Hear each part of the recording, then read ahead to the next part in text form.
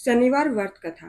एक समय सभी नवग्रहों सूर्य, चंद्र, मंगल, बुध, बृहस्पति, शुक्र, शनि, राहु और केतु में विवाद छिड़ गया कि इनमें सबसे बड़ा कौन है। सभी आपस में लड़ने लगे। कोई निर्णय न होने पर देवराज इंद्र के पास निर्णय कराने पहुंचे। इंद्र इससे घबरा गए और इस निर्णय को देने में असमर्थता जताई, परंतु उन्होंने कहा कि इस समय पृथ्वी पर राजा विक्रमादित्य हैं, जो अति न्यायप्रिय हैं, वे ही इसका निर्णय कर सकते हैं। सभी ग्रह एक साथ राजा विक्रमादित्य के पास पहुंचे और अपना विवाद बताया, साथ ही निर्णय के लिए कहा। राजा इस समस्या से अति चिंतित हो उठे, क्योंकि वे जानते थे कि जिस किसी को भी छोटा बताया वह उसे कुपित हो उठेगा। तब राजा एक उपाय सूझा। उन्होंने स्वर्ण, रजत, कांस्य, पीतल, सीसा, रांगा, जस्ता, अभ्रक और लोह से 9 सिंहासन बनवाए और उन्हें इसी क्रम में रख दिए। फिर उन सब से निवेदन किया कि आप सभी अपने सिंहासन पर स्थान ग्रहण करें। जो अंतिम सिंहासन पर बैठेगा वही सबसे छोटा होगा। इस प्रकार लोह का सिंहासन सबसे बाद में होने के कारण शनिदेव सबसे बाद में बैठे, तो वही सबसे छोटे कहलाए। उन्होंने सोचा कि राजा ने यह जानबूझकर किया है। उन्होंने कुपित होकर राजा से कहा, हे राजा, तुम मुझे नहीं जानता। सूर्य 1 महीना राशि में रहता है, चंद्रमा 2.25 महीने 2 दिन, मंगल 1.5 महीना, बृहस्पति 13 महीने व बुध और शुक्र 1-1 महीने विचरण करते हैं, परंतु मैं 2.5 से 7.5 साल तक रहता हूँ। बड़ों बड़ों का मैंने विनाश किया है। श्री राम की 7.5 आने पर उन्हें वनवास हो गया था। रावण की आने पर उनकी लंका को बंदरों की सेना ने परास्त कर दिया। अब तुम सावधान रहना। ऐसा कहकर कुपित होते हुए शनिदेव वहाँ से चले गए। अन्य देवता खुशी खुशी चले गए। कुछ समय बाद राजा की 7.5 आई। तब शनिदेव घोड़ों के सौदागर बनकर वहाँ आए। उनके साथ कई बढ़िया घोड़े थे। राजा ने यह समाचार सुन अपने अश्वपाल को अच्छे घोड़े खरीदने की आज्ञा दी। उसने कई अच्छे घोड़े खरीदे व एक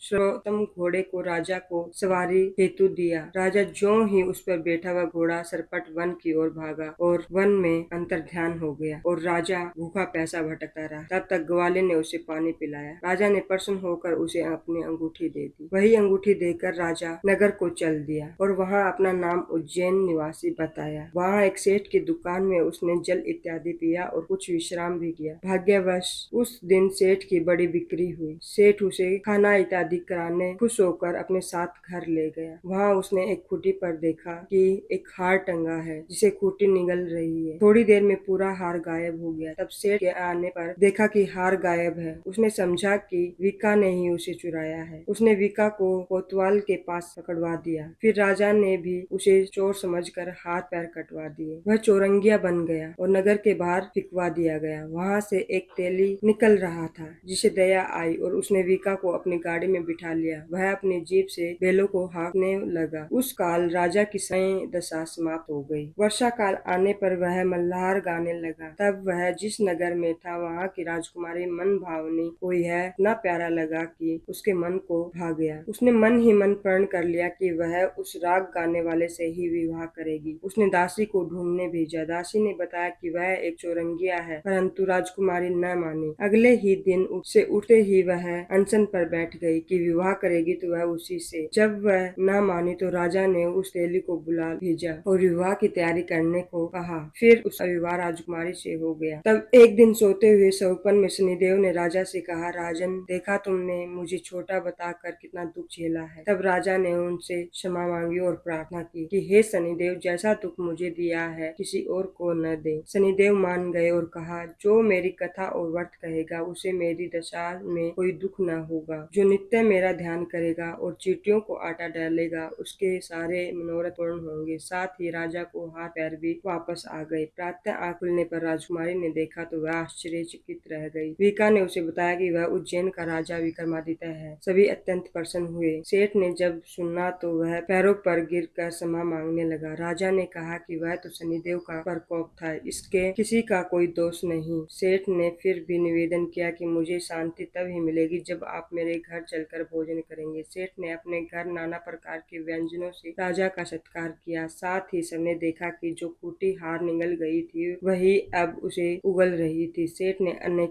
मोहरे देकर राजा का धन्यवाद किया और अपनी कन्या श्री कंवरी से पानी ग्रहण का निवेदन किया। राजा ने शहर स्वीकार किया। कुछ समय पश्चात राजा अपनी दोनों रानियों मनभावनी और श्री कंवरी को सभी उपहार सहित लेकर उज्जैन नगरी को चले। वहाँ पुरवासियों ने सीमा पर ही उनका स्वागत किया। सारे नगर में दीपमाला हुई, वह सबने खुशी मनाई। राजा ने घोषणा की कि मैंने शनिदेव को सबसे छोटा बताया था, जबकि असल में वही सर्वोपरि हैं। तब से सारे राज्य में शनिदेव की पूजा और कथा नियमित होने लगी। सारी प्रजा ने बहुत समय खुशी और आनंद के साथ बिताया। जो कोई शनिदेव की इस कथा को सुनता या पढ़ता है, उसके सारे दुख दूर हो जाते हैं। व्रत के दिन इस कथा को अवश्य पढ़ना चाहिए। तो दोस्तों, कैसी लगी आपको यह शनिदेव व्रत की कथा? अगर अच्छी लगी हो तो वीडियो को लाइक करें, शेयर करें, चैनल को सब्सक्राइब करना न भूलें। धन्यवाद। जय शनिदेव।